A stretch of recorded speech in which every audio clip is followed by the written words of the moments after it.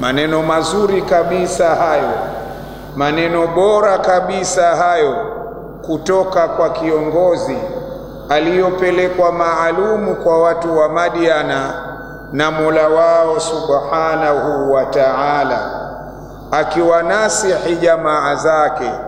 Jambo la kwanza muhimu kuliko yote ni kushikamana na ibada ya Allah tabaraka wa ta'ala, kwa maana mwanadamu hawezi kuwa mwanadamu asipoandamana na matekelezo ya ibada za Mola wake subhanahu wa ta'ala.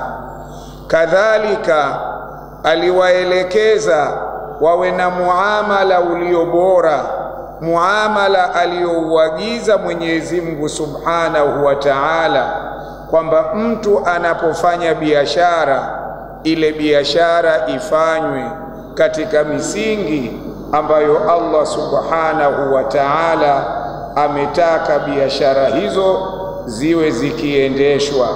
Ndiyo maana akawaambia jamaa zake, wa auful kaila, tekelezeni vipimo vya ujazo, wal mizan, tekelezeni vipimo vya mizan, wala tankusul mikiala wal mizan.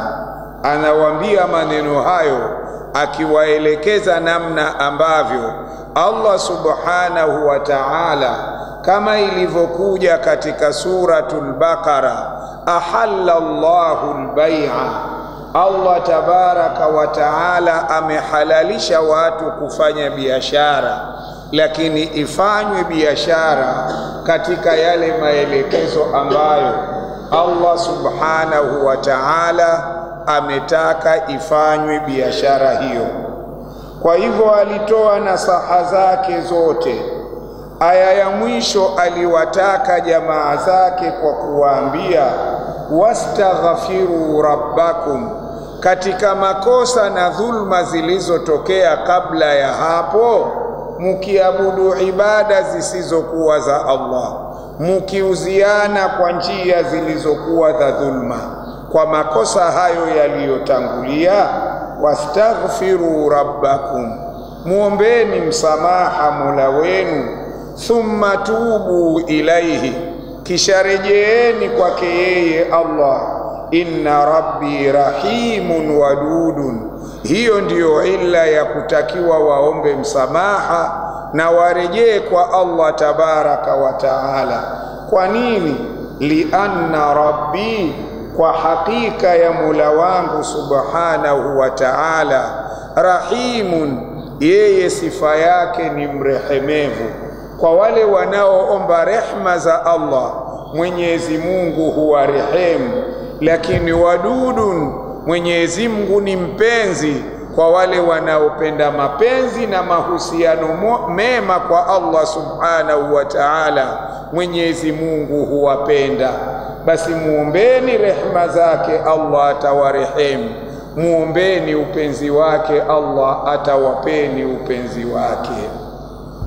Haya ni maneno matukufu, haya ni maneno bora, haya ni maneno ya kumpa heshima mwanadamu katika maisha yake ya dunia, katika maisha yake ya barzakhi na siku atakayokutana na Mola wake.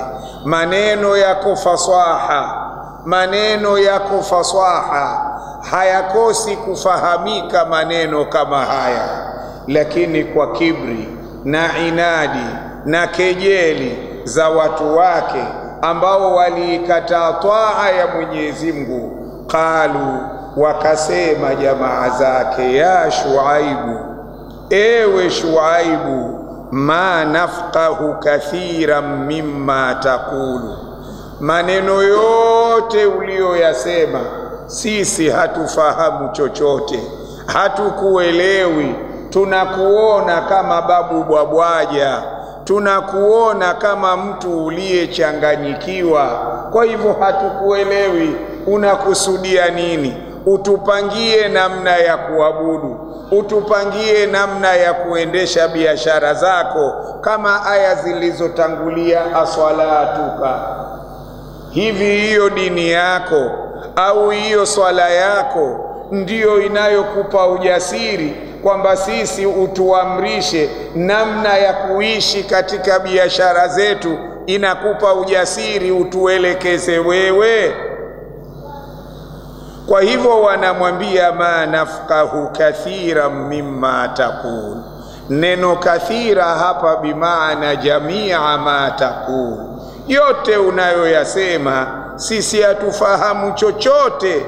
Wa inna, na hakika yetu sisi, lanaraka, tunakuona, fina, kati yetu, katika jamii yetu, dhaifa, tunakuona mtu mnyonge, tunakuona mtu usiyekuwa na watu, tunakuona mtu wa hali ya chini kabisa.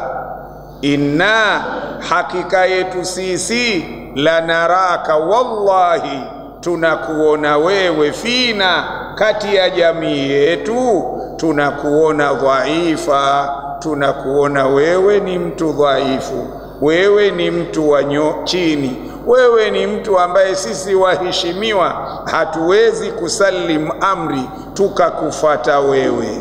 Walaula rahatuka, lau siyo jamaa zako, walaula rahatuka, lau si jamaa zako, wanasema la rajamnaka, tusingelikuacha salama. Kinachokufanya mpaka leo uendelee kuwa salama, Shuaibu, kama huelewi, sisi tunaheshimu familia yako, jamaa zako ndio tunaowapa heshima hiyo. Lau si hivyo, la rajamnaka, wallahi tungelikupiga mawe. Maana yake wanakusudia wangelimuua. Wama anta alaina biazizin, na kwa hakika wewe juu letu sisi huna heshima yoyote, hatuna thamani yoyote wewe ya kukuthamini. Lakini kinachotufanya bado uwe salama mpaka leo ni kwa sababu unao ndugu zako katika nchi yetu. Subhanallah. Haya ndiyo maneno ambayo watu wa Shuaibu baada ya kulinganiwa katika haki wanamjibu mtume wao, tunakuona umechanganyikiwa, maneno yako hayafahamiki, hatukufahamu, na lau sio familia yako, sio ukoo wako, la rajamnaka, saa hizi wewe tungelikuua.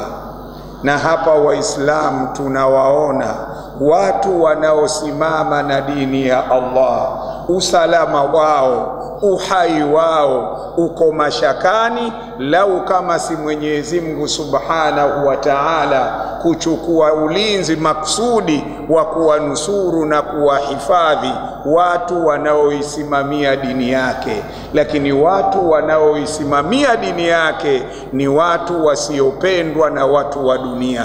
Watu wa dunia huona wanakerwa, watu wa dunia huona wanabanwa, watu wa dunia huona wanaingiliwa katika mambo yao. Ni kwa sababu tu Allah Subhanahu wa Ta'ala ndio aliyechukua dhamana, ndio unawaona wale wanaosimama na dini ya Allah Subhanahu wanaendelea kuwapo na afya zao zikiwa mzima.